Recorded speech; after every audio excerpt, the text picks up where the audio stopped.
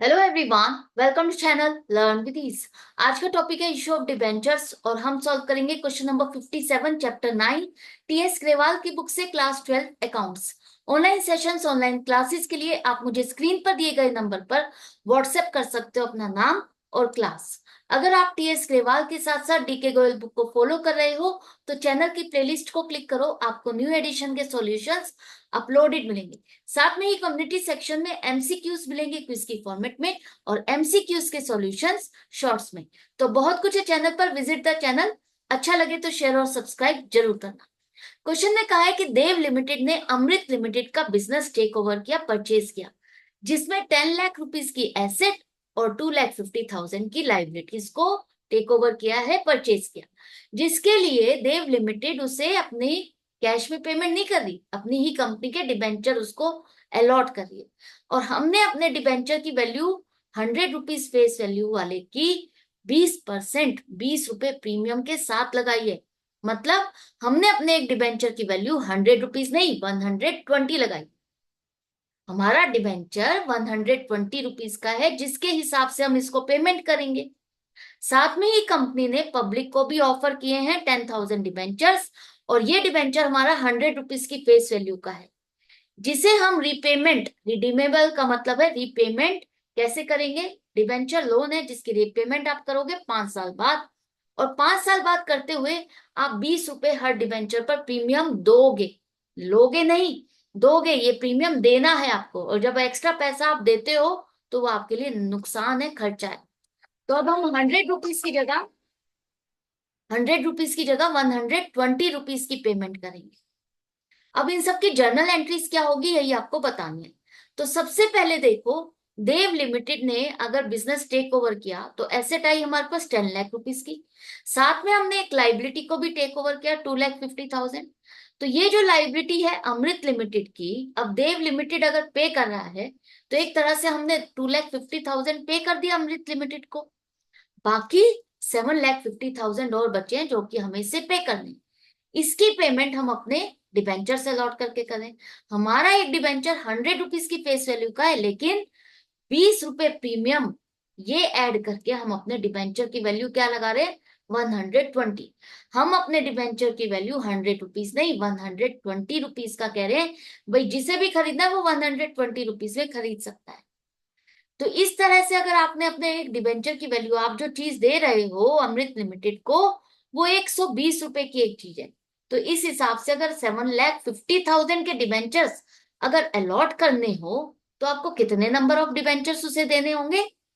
7,50,000 divided by 120 करोगे, 100 नहीं, आपके पास नंबर ऑफ डिबेंचर्स आ गए 6,250।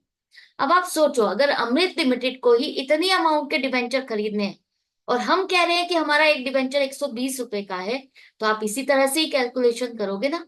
तो कुछ भी समझ लो, यहां पर हमने एसेट को खरीदा अमृत लिमिटेड से, और उसकी पेमेंट हम कैश में ना करके उसे अपने डिबेंचर से लौट कर दे।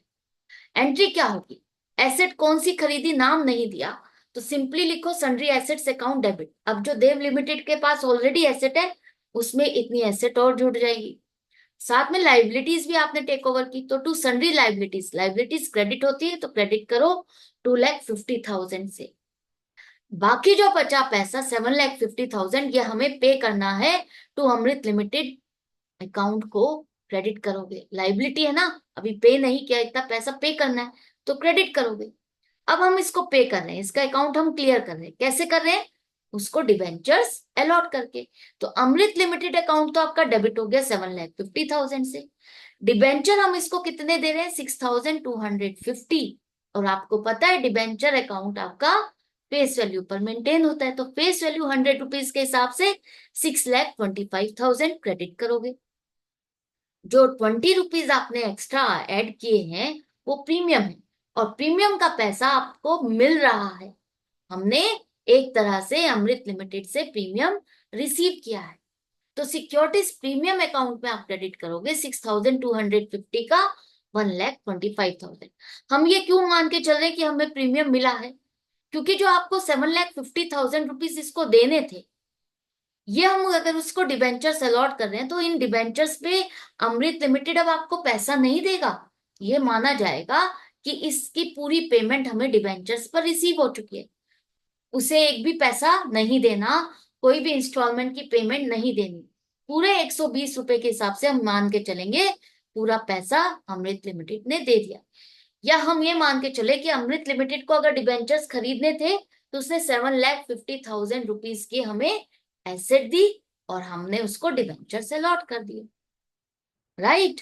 तो लोन कितना माना जाएगा आपका? लोन माना जाएगा 6,25,000 का। जो अमाउंट आप डिबेंचर अकाउंट में क्रेडिट करते हो वही लोन माना जाता है, उसी पर ही आपको इंटरेस्ट कैलकुलेट करना है।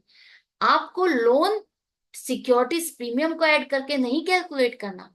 जो प्रीमियम में पैसा आपने क्रेडिट किया है वो कंपनी का टोटली गेन है, जिसे कंपनी अपने कैपिटल लॉस को एडजस्ट करने में यूज करेगी।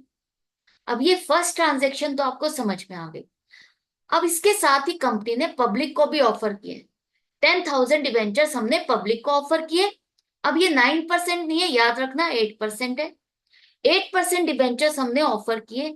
जितने ऑफर किए मान के चलेंगे इतनी ही एप्लीकेशन आ गई, क्योंकि कुछ लिखा नहीं है कि कितनी एप्लीकेशन हमने रिसीव की। तो 10,000 की आपको एप्लीकेशन रिसीव हुई। अब ये हमने इशू कैसे किया? फेस वैल्यू पर ही किए, कोई डिस्काउंट नहीं दिया, कोई प्रीमियम नहीं लिया। ये ले नहीं रहे हो आप, रिपेमेंट के टाइम पर प्रीमियम आपको ये देना है, तो इशू के टाइम पर ये प्रीमियम नहीं आएगा। 100 रुपीज के हिसाब से आपको जो पैसा मिला 10 lakh rupees bank account debit to 8% debentures application and allotment account को क्रेडिट करो।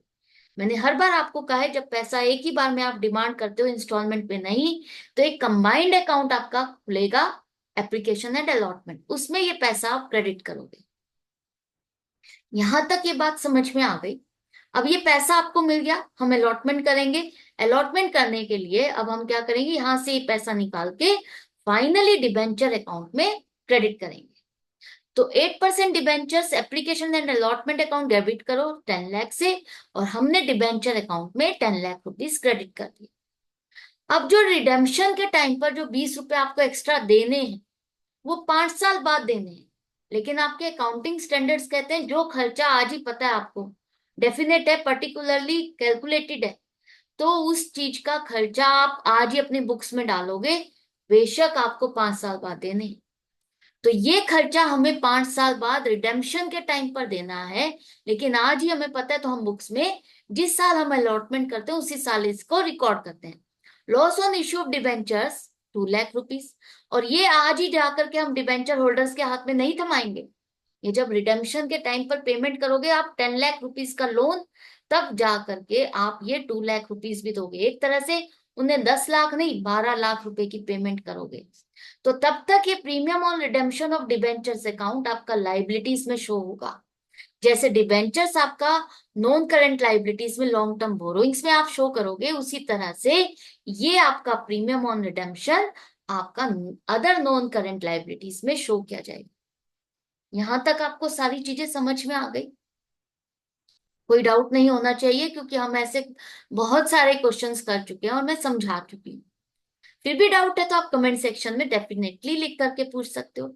अब इसके बाद देखो, सारी चीजें तो हमारी हो जाएंगी, एसेट हमारी आ गई बैलेंस शीट में, लाइबिलिटीज हमारी बैलेंस शीट में आ गई, जो डिबेंचर हमने अमृत लिमिटेड को अलॉट किए वो भी हमारी बैलेंस शीट में एज अ लोन में आ जाएगा, securities premium reserves and surplus में आ जाएगा, और बैंक का बैलेंस भी इंक्रीज हो जाएगा। ये अकाउंट आपका क्लोज हो गया। लेकिन अब जो ये लॉस है, loss on issue of debentures है, ये नॉमिनल अकाउंट है, इसको हम बैलेंस शीट में नहीं दिखा सकते। तो इसको खत्म करने के लिए, इसको एडजस्ट करने के लिए हम पहले चेक करते क्या हमारे पास सिक्योरिटीज प्रीमियम का बैलेंस है। हाँ, हमने जो अमृत लिमिटेड को डिबेंचर्स इशू किए, अलॉट किए, उस पर हमें 1,25,000 का प्रीमियम मिला, तो उससे हम इसे एडजस्ट कर सकते हैं। तो 2 लाख में से सिक्योरिटीज प्रीमियम का बैलेंस हमने यूज किया 1,25,000, तो ये बैलेंस आपका खत्म हो गया। बैलेंस शीट में सिक्योरिटीज प्रीमियम का बैलेंस नील आएगा, जीरो आएगा। बाकी और जो खर्चा बच गया आपका 2 लाख में से 75,000, वो हम अपने प्रॉफिट एंड लॉस अकाउंट में, अकाउंट नहीं आएगा, याद रखना अकाउंट वर्ड नहीं आएगा यहाँ पर, statement of profit and loss में डेबिट कर देंगे 75,000, और इस तरह से to loss on issue of debentures आपका 2 लाख से क्रेडिट होके खत्म हो गया। तो ये लास्ट एंट्री आपको जरूर से बनानी है, भूलना नहीं आपको। तो ये सारा का सारा क्वेश्चन हमने सॉल्व कर लिया, जर्नल एंट्रीज बना लिए। आई होप आपको अच्छे से समझ में आ गया। चैप्टर का एक लास्ट क्वेश्चन और रह गया जिसे हम फटाफट सॉल्व करेंगे। आई होप आपको ये चैप्टर अब इजी लग रहा होगा, डिफिकल्ट नहीं लग रहा होगा। तो मिलते हैं नेक्स्ट वीडियो में नेक्स्ट क्वेश्चन के साथ। Goodbye and take care.